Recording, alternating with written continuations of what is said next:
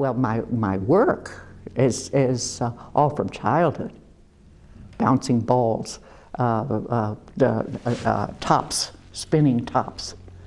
You've never seen before a top being kind of pumped, and then it goes around, and then it slows down, and then you see the colors are separate and everything. And so all that awareness, I was very aware of it.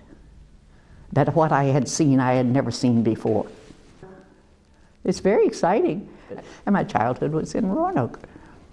And I think Roanoke is a beautiful city. It's nestled in the mountains. I remember distinctly a bouncing ball when I was a little kid, and I would bounce the ball. And it would turn, and it had all those stars on it, and those stripes and things, and it was all those colors. And that magic of those colors was absolutely fascinating to me. Those are the kind of things that I try to get, that magic that things had for me as a child. What's the old saying that all children make wonderful art. They just don't have the knowledge to repeat it. And that is what it takes to be an artist, to repeat a certain quality. And a child will do a beautiful, wonderful finger painting, and the next one will be just terrible, and they will never be able to do one as good as that. So that's what art is. And I suppose that I want the abandon that a child has with the knowledge that an adult has to have. That's why I work with aluminum. I'm a woman. I don't have as much strength as a man has. I think it would be stupid for me to work with a material that I can't control, that I can't work with, that's too heavy for me to move. Those are barriers that I say that we put up for ourselves. I suppose that some kind of, that an artist in painting, the way you scan, your eye scans a painting, when the artist is painting it, he or she sees all these things happening in it. And I suppose that at some point I saw, wouldn't it be nice if this really came out instead of illusion? That's basically the difference between sculpture and painting, is one's an illusion of something and the other becomes an actual object. I think it's very interesting that I'm right in the middle of it. But I wanted, basically, I think, more participation. I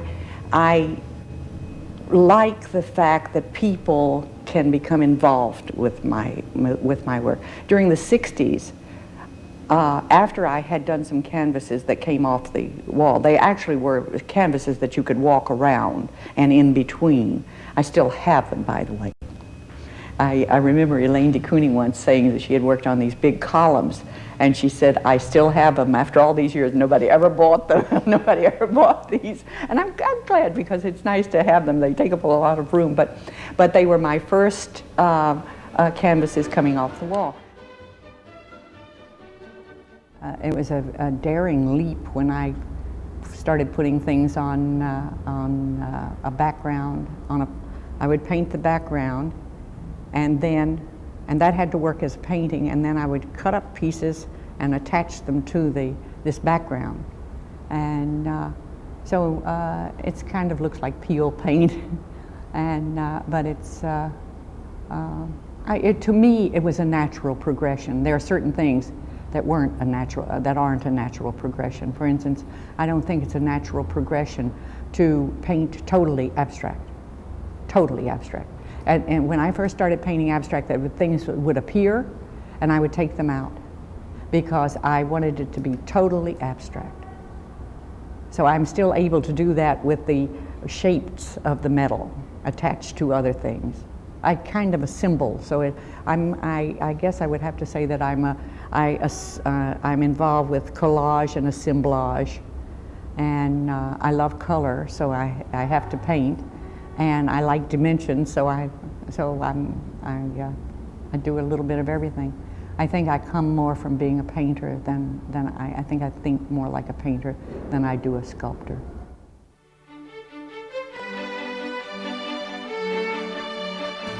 Frank Holt said to me in Orlando that he thought there was a project that my work would be perfect for. And we met down there to look at it. And I told him, when I saw the project, I told him that it's an impossible project. It's an enormous piece, but it's viewed 9 feet away. Everywhere it's viewed 9 feet away because it's in the well of a helix. Helix, I guess that's what they call it. Double helix, yes, it's a double helix because the cars go up and down. Or you can walk up if you want to. And so you view it 9, 10 feet away. It's like a museum, seeing a piece in a museum. Except it's this enormous thing. So it's not a case of doing big splashes of color that are 5 or 6 feet big.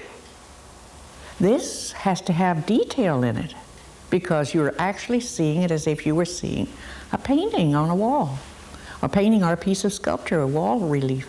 It was the most enormous project I've ever known a painter who paints with a brush to undertake in my lifetime.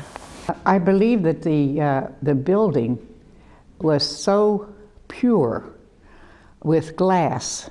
You know, you walked on glass. If you remember walking across those bridges, that was glass that you were walking on. And it was frosted, but you could see light through it. And they had all these bridges that were, of course, wonderful and made it perfect for my work because you could see the work from every angle. I had them on fishing line, 50 feet long. And I devised a way to tie them so that each one of them turned individually. So there were over 300 pieces in that thing. I'm doing one now for the Boca Raton Museum that will be part inside and part outside. And so that's a challenge in itself because it's really 2 different pieces, but it would be made to look like one piece.